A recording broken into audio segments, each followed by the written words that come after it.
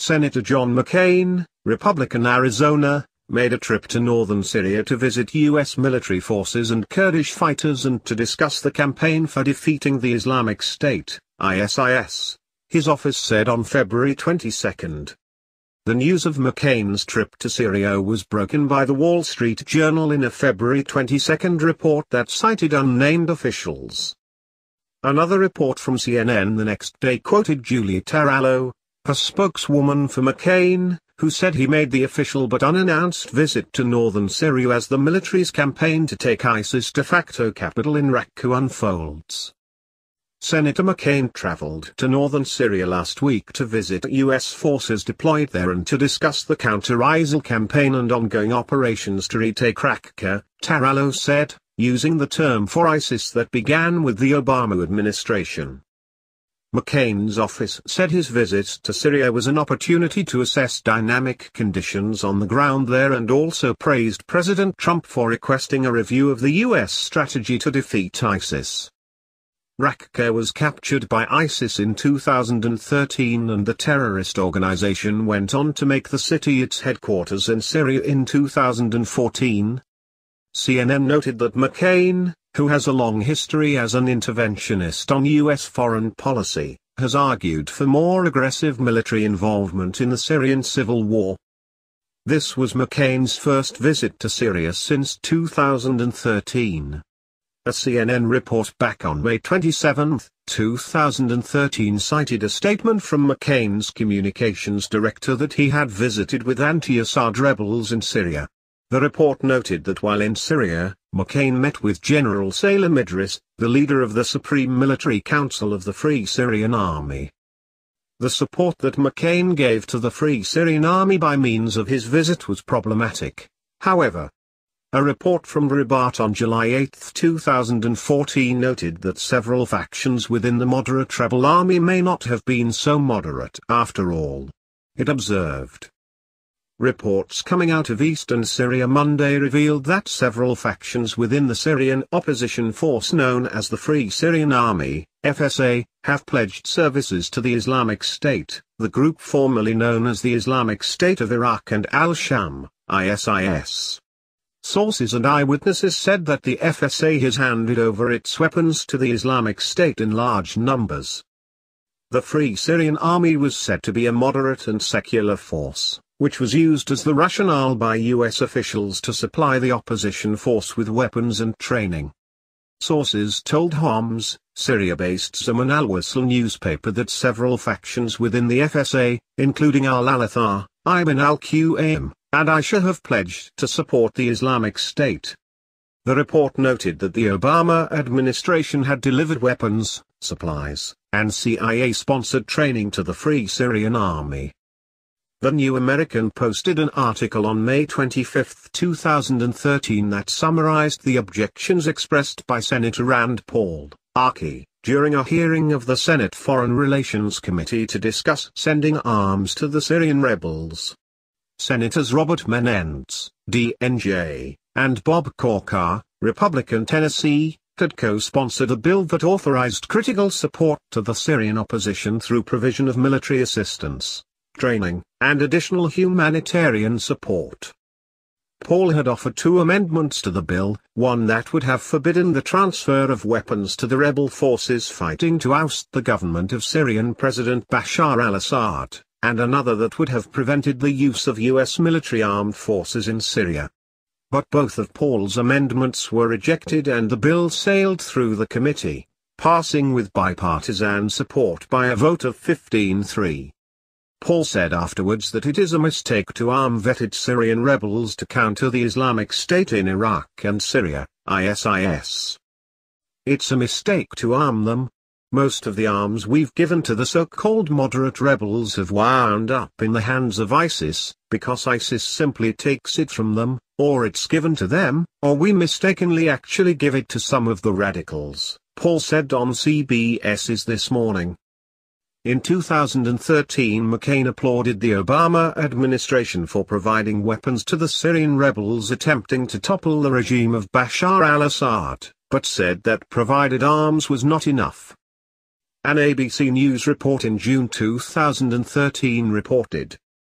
Senator John McCain, Republican Arizona, who has been vocal on the need for more U.S. action against the Assad regime, praised the finding by the government regarding the alleged use of chemical weapons by the Assad regime, and pressed Obama to offer lethal assistance to rebel forces.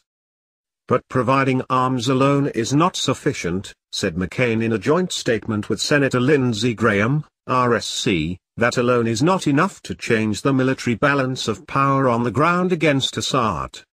The president must rally an international coalition to take military actions to degrade Assad's ability to use air power and ballistic missiles and to move and resupply his forces around the battlefield by air. This can be done, as we have said many times, using standoff weapons such as cruise missiles. We cannot afford to delay any longer, the Senate has added. Assad is on the offensive with every weapon in his arsenal and with the complete support of his foreign allies. We must take more decisive actions now to turn the tide of the conflict in Syria. Every bone in my body knows that simply providing weapons will not change the battlefield equation, and we must change the battlefield equation, McCain later added on the Senate floor.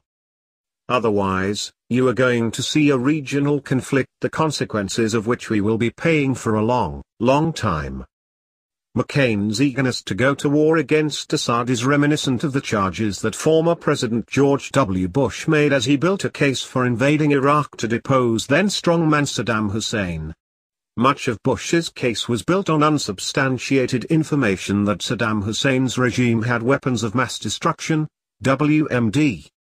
Bush addressed the nation from the Oval Office on March 19, 2003, to announce the beginning of Operation Iraqi Freedom, stating, "The people of the United States and our friends and allies will not live at the mercy of an outlaw regime that threatens the peace with weapons of mass murder." McCain was a supporter of the invasion of Iraq. In remarks in the Senate on March 19, 2003, he stated, in part, "Madam Senate President, there is one thing I am sure of, that we will find the Iraqi people have been the victims of an incredible level of brutalization, terror, murder, and every other kind of disgraceful and distasteful oppression on the part of Saddam Hussein's regime." So I respectfully disagree with the remarks of the senator from West Virginia, Robert Baird. I believe the President of the United States has done everything necessary and has exercised every option short of war, which has led us to the point we are today. I believe that, obviously, we will remove a threat to America's national security because we will find there are still massive amounts of weapons of mass destruction in Iraq.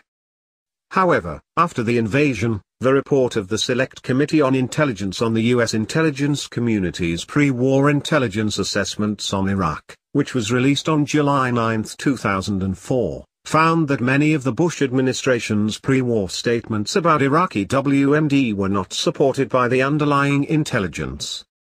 Following the removal of Saddam, the power vacuum in Iraq created fertile territory for the rise of ISIS. After seizing a large portion of Iraq, ISIS then turned its attention to Syria, where it sought to establish an Islamic State. It joined forces with many of the rebel forces supported by the United States that were trying to overthrow Assad. The negative fallout that inevitably results from our nation's interventionist foreign policy and commitment to regime change is a lesson that McCain, during his long career in government, seems never to have learned, however.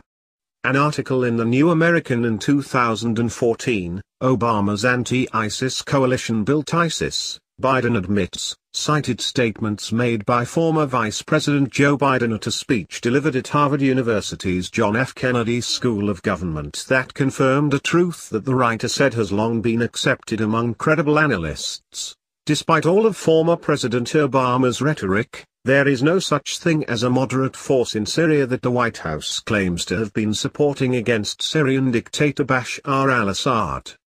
Among the most revealing points quoted in the article was Biden's admission. The fact is, the ability to identify a moderate middle in Syria, there was no moderate middle. What my constant cry was, that our biggest problem was our allies, Our allies in the region were our largest problem. They were so determined to take down Assad and essentially have a proxy Sunni-Shia war.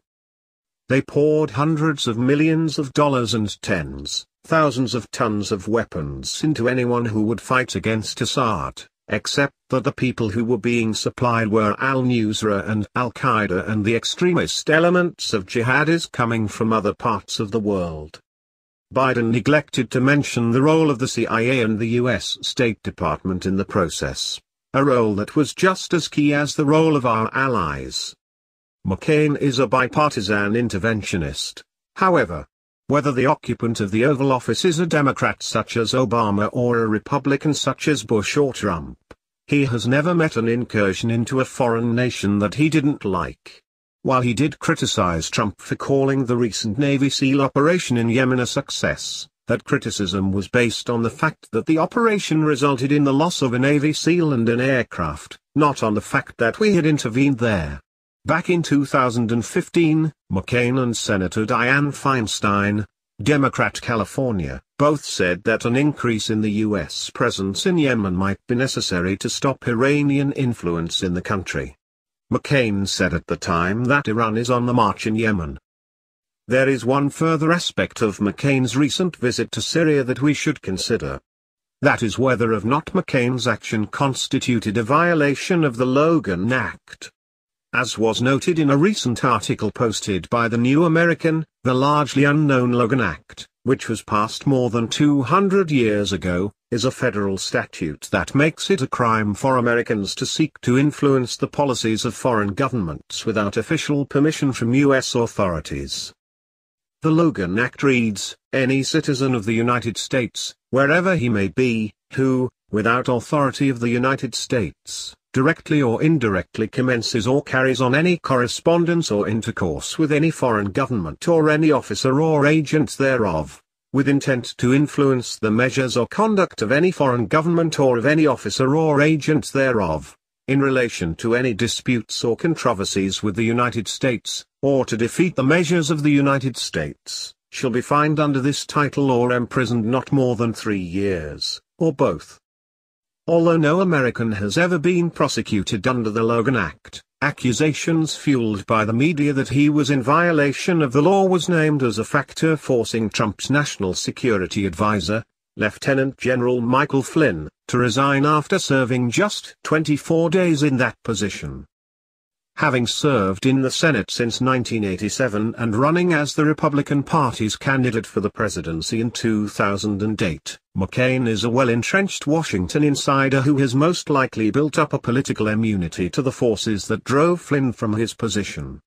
His possible violation of the Logan Act is nevertheless an interesting